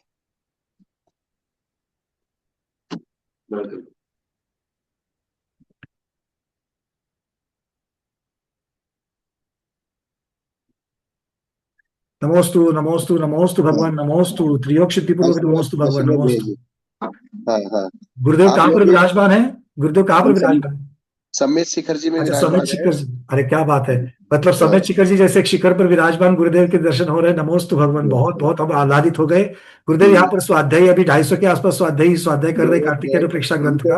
हमको सुन के बहुत अच्छा लगा कि आप 250 लोग स्वाध्याय कर रहे हैं। तो ये भैया जी हमको आके बोले कि उनको आशीर्वाद देना, मैं कि जरूर देंगे। अरे स्वाध्याय कर रहे हैं बहुत बड़ी बात है, 250 लोग स्वाध्याय कर रहे हैं ये बहुत बड़ी बात है। गुरुदेव की प्रेरणा, पूज्य बड़ी माता जी ज्ञानवती माता जी की प्रेरणा से हम लोग पिछले 5 वर्ष से जूम में लगा करके सर्वार्थ सिद्धि और गोमटसाक जीवकांड जैसे ग्रंथ पूर्ण हुए हैं। 2-2 वर्ष तक चले, और अभी कार्तिकेय प्रेक्षा चल रहा है गुरुदेव। सब लोग अपनी वैराग्य भावना बनाने, क्योंकि ज्ञान तो ले लिया जीव का वगैरह, किंतु अब अपनी वैराग्य भावना बनाने की भावना से हम लोग कार्तिकेय प्रेक्षा पढ़ रहे हैं। नहीं बढ़िया, बहुत बढ़िया, बहुत बढ़िया, बहुत बढ़िया। गुरुदेव आपके श्री चरणों में बारंबार विनती करते हैं त्रियोक्षति पूर्वक की हम सब स्वाध्यायों का रत्नत्रय मार्ग विकसित हो। आप साक्षात रत्नत्रय मार्ग को आचरण कर रहे हैं, तो हम सबका वैराग्य और रत्नत्रय बढ़ने हेतु कुछ हमें कम से कम 2 मिनट का तो आशीर्वचन दीजिए गुरुदेव। नमोस्तु भगवान। मंगलम भगवान वीरो, मंगलम गौतमो गणी, मंगलम कुंद कुंदाद्यो जैन धर्मोस्तु मंगलम। सर्व मंगल मांगल्यम सर्व कल्याण कारकम, प्रधानम सर्वधर्माणाम जैनम जयतु शास्त्रम। जय बोले पार्श्वनाथ भगवान की जय, महावीर भगवान की जय, सम्मित शिखर सिद्ध क्षेत्र की जय, अनंतानंद सिद्ध परमेष्ठी भगवान की जय, आदिशांग जिनवाणी माता की जय, श्रीमद जैन धर्म की जय। परम पूज्य आचार्य श्री पद्मनंदी जी गुरुदेव की जय। हमारे गुरुदेव आचार्य श्री पद्मनंदी जी गुरुदेव हैं, जो कि करणान योग के बहुत महान विद्वान भी हैं, और चर्या में अपने आप में बहुत अच्छी बहुत चर्या करते हैं। ऐसे उन पद्मनंदी जी गुरुदेव ने हमको दीक्षा दी, और उन्होंने हमको धवला, जय धवला, जीवकांड, कर्मकांड, लब्धिसार, छपनासार, त्रिलोकसार, कार्तिक अनुप्रेक्षा आदि आदि, सर्वार्थ सिद्धि, राजवार्तिक, श्लोक वार्तिक और महाबंध आदि का अध्ययन कराया। सबसे बड़ी चीज ये है कि आप लोग करणान योग का अध्ययन लेके बैठे हैं, और करणान योग शास्त्र जो है अपने आप में, अभी हम धवला जी में पढ़ रहे थे, धवला जी में एक शब्द आया करणान, त्रिलोकसार में एक शब्द आया करणान योग के लिए, कि करणान योग केवल ज्ञान के समान है। करणान योग किसके समान है? केवल ज्ञान के समान, केवल ज्ञान के समान करणान योग। क्योंकि करणान योग में मेन सारा सिद्धांत है, कोई कपोल कल्पित कथाएं नहीं है, कहानियां नहीं है। कहानियां एक बार गड़बड़ हो सकती है, क्योंकि जैसे कुछ कहानियां उत्तर पुराण में लिखी, कुछ कहानियां पद्म पुराण में लिखी, कहानियां एक बार सो है इधर से उधर हो सकती है। लेकिन करणान योग का जो सिद्धांत है, वो सिद्धांत बिल्कुल श्रुत केवली यानी कि केवल ज्ञान के बराबर के समान है। और एक चीज जीवकांड जी में आई है कि आज भले ही पंचम काल में हमारे पास केवली भगवान नहीं है, लेकिन अगर साक्षात केवली भगवान भी होते तो हमको क्या मिलता? साक्षात भी अगर केवली भगवान होते तो हमको सिर्फ उनकी दिव्य ध्वनि का लाभ, वो ही हमारे लिए सबसे महत्वपूर्ण था। और तीर्थंकर प्रकृति का बंद करने वाले जो तीर्थ को करते हैं वो तीर्थंकर है। तो सबसे बड़ा तीर्थ कौन सा है? सबसे बड़ा तीर्थ है श्रुत तीर्थ। उन्होंने जो श्रुत तीर्थ को बनाया है, श्रुत ज्ञान के बिना, यानी कि मने परे ज्ञान के बिना भी केवल ज्ञान हो सकता है, अवधि ज्ञान के बिना भी केवल ज्ञान हो सकता है, लेकिन श्रुत ज्ञान के बिना केवल ज्ञान नहीं हो सकता। द्वादशांग श्रुत का और ज्ञान भी, आज जैसे टीवी का ज्ञान, कंप्यूटर का ज्ञान, इंटरनेट का ज्ञान और दुनिया भर के ज्ञान आज लोगों के पास है, लेकिन ये ज्ञान का काम नहीं करते हैं। ज्ञान का काम सिर्फ वो ही चाहिए जिनेंद्र भगवान का वचन। शास्त्र की परिभाषा एक आई आगम में कि जिनेंद्र भगवान का वचन और उन वचनों का अभिप्राय, इन दोनों को मिला के शास्त्र होता है। अकेला जिनेंद्र भगवान का वचन भी आगम नहीं है, अकेला अभिप्राय भी आगम नहीं है। जिनेंद्र भगवान का वचन प्लस आगम, ये दोनों मिला के बनता है शास्त्र। अभिप्राय, जिनेंद्र भगवान का वचन और अभिप्राय बराबर आगम। मान लीजिए आपने शास्त्र पढ़ लिया लेकिन उसका अभिप्राय समझ में नहीं आया, तो आप आगम के ज्ञाता नहीं कहलाएंगे। मान लीजिए किसी व्यक्ति ने कोई बात कही लेकिन वो अपने मन से कही, लेकिन अभिप्राय आपको पूरा समझ में आ गया, चूंकि वे वचन जिनेंद्र भगवान के वचन नहीं है, इसलिए वो भी आगम नहीं कहलाएगा। आगम सिर्फ वो कहलाएगा जो जिनेंद्र भगवान के वचन प्लस उनका अभिप्राय जो हो वो मिलके आगम बनता है। ऐसा परीक्षा मुख जी की टीका में एक व्यवस्थित किया गया है। इसलिए सबसे ज्यादा पुरुषार्थ अगर हमको करना है, सबसे ज्यादा पुरुषार्थ करना है, क्योंकि ज्ञान को ही ध्यान कहा है और ध्यान ही साक्षात मोक्ष का कारण है। क्योंकि 11 अंग 14 पूर्व के बिना शुक्ल ध्यान की प्राप्ति नहीं हो सकती। और ये जो ज्ञान है बिना गुरु के उपदेश के, क्योंकि अनादि मिथ्या दृष्टि को जब तक देशना लब्धि नहीं मिलेगी, और देशना लब्धि बिना गुरु के नहीं हो सकती, तो इसलिए गुरुओं का सानिध्य मिलना। और गुरु कौन? जो हमें श्रुत ज्ञान दे, शास्त्र ज्ञान दे, वही गुरु। इसका मतलब ये नहीं कि दिगंबर गुरु ज्ञान देंगे तो ही हमको ज्ञान होगा, तो ही हमको हमारा संसार पार होगा। अरे जीवंतर कुमार ने कुत्ते को नमोकार मंत्र सुनाया था, वो भी उनका गुरु कहलाया। और उसके अलावा चारुदत्त ने बकरे को, मरते हुए बकरे को नमोकार मंत्र दिया। चारुदत्त जब मुनिराज के पास गए तो वहां उस देव ने मुनि महाराज को बाद में नमस्कार किया, चारुदत्त को पहले नमस्कार किया। तो उन्होंने बोले ऐसा अक्रम क्यों किया? बोले अक्रम करने का कारण ये है कि अगर उस समय, जिस समय मेरा गला कट रहा था, नमोकार मंत्र मुझे नहीं देते तो आज मैं देव पर्याय में नहीं होता। इसलिए जो हमको एक अक्षर का भी ज्ञान देता है वो हमारे लिए बहुत ज्यादा महत्वपूर्ण है, और उसमें भी अगर आगम का ज्ञान देता तो और ज्यादा महत्वपूर्ण है। इसलिए मेरा जो पंडित जी प्रकाश जी, क्या नाम, पंकज जी शाह, उनके लिए बहुत बहुत आशीर्वाद है। और आप अपने इस टाइम को और इन सब लोगों को लेके बैठे हो, ज्ञान की चर्चा आपस में कर रहे हो, तो ये बहुत बड़ी बात है। आज ऐसे काल में सब लोग टीवी, इंटरनेट, कंप्यूटर, मोबाइल, किसी को टाइम नहीं किसी से बात करने का, लेकिन स्वाध्याय कर रहे हैं, तो ये मेरा बहुत बहुत आशीर्वाद है।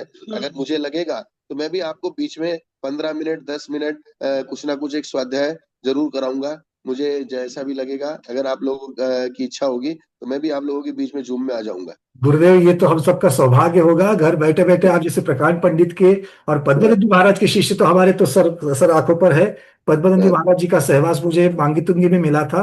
वहां पर जब ये महामस्तकाभिषेक प्रथम होने वाला था तो मैं वहां पर था 40 दिन, तो गुरुदेव का सहवास मिला था। और उनकी अनोखी चीज, लोगों को धर्म मार्ग में लाना, मतलब कोई साधु आहार के समय जिस प्रकार के नियम दिलाते हैं और पद्मनंदी महाराज जी जिस प्रकार से दिलाते हैं, ये उनकी विशेषता है कि श्रावकों को, आम पब्लिक को धर्म प्रभावना में कैसे लगाते हैं, इस प्रकार का। और गुरुदेव आज आपके भी दर्शन हमको घर बैठे सबको हो रहे हैं, 250 लोग घर बैठे दर्शन कर रहे हैं, बहुत सौभाग्य है। और वो भी समय शिखर के ऊपर, मतलब एक नहीं सोने पर सुहागा हो गया है। गुरुदेव आपके श्री चरणों में बारंबार नमोस्तु करते हैं, और हम भी यही करेंगे कि आप यहाँ पर संपर्क सूत्र होगा तो हम अपने जूम की जो लिंक है आपको भेज देंगे। आपके जब भी आपकी अवेलेबिलिटी होगी, सूटेबिलिटी होगी, आपको जब भी सुविधा होगी, आप हमें आपके द्वारा जितना जितना भी हमें ज्ञान प्राप्त और हुआ। मैं आपकी इस जूम की बीच की क्लास में ही एक कोई ऐसा सब्जेक्ट ले लेंगे जो सब्जेक्ट में आप सब लोगों को, चाहे वो 10 मिनट हो, 15 मिनट हो, चाहे आधा घंटा हो, एक टाइम फिक्स कर लेंगे और मैं आपके बीच में आके मैं संबोधन कर लूंगा। ठीक है गुरुदेव, बिल्कुल। अरविंद जी वहां पर उपलब्ध है। अरविंद जी, आप गुरुदेव को लिंक और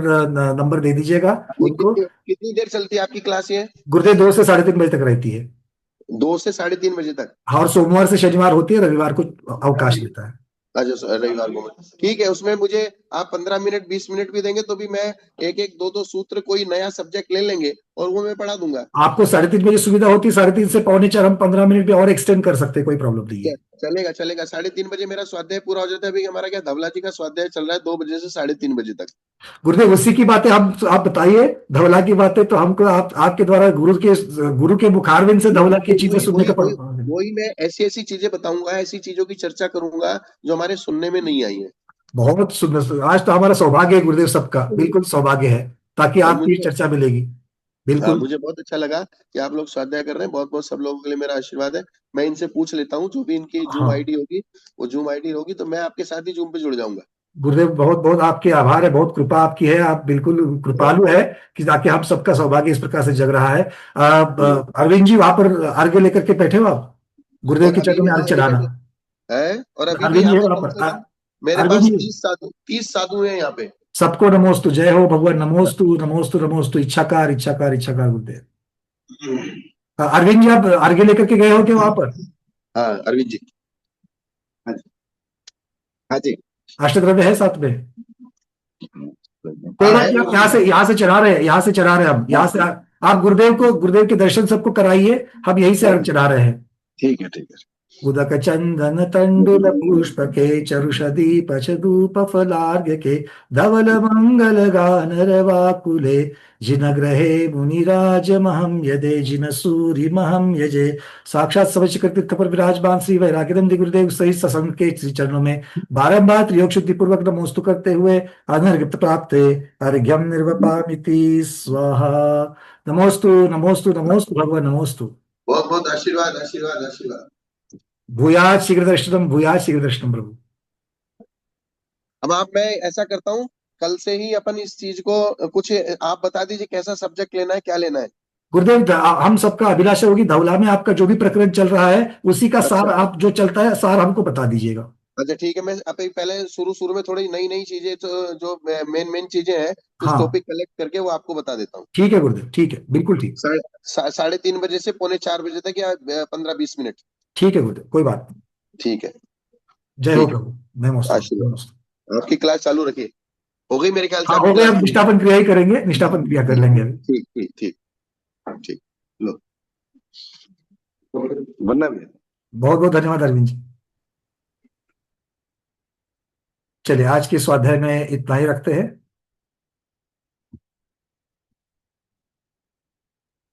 सबके सौभाग्य, जब पुण्य जब जगता है तो गुरु के आशीर्वचन और बैठे बैठे गुरु की क्लास कल से हम सब लोगों को और एक 15 मिनट के लिए मिल जाएगी।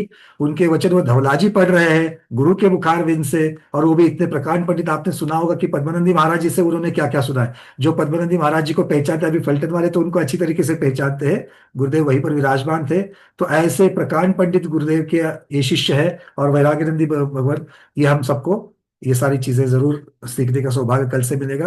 आज इतना ही रखते हैं। आज के स्वाध्याय को गुरुओं के श्री चरणों में बारंबार नमोस्तु वंदामि इच्छा करते हुए यहीं पर समापन करते हैं। जैनम जयतु शासनम, जैनम जयतु शासनम, जैनम जयतु शासनम।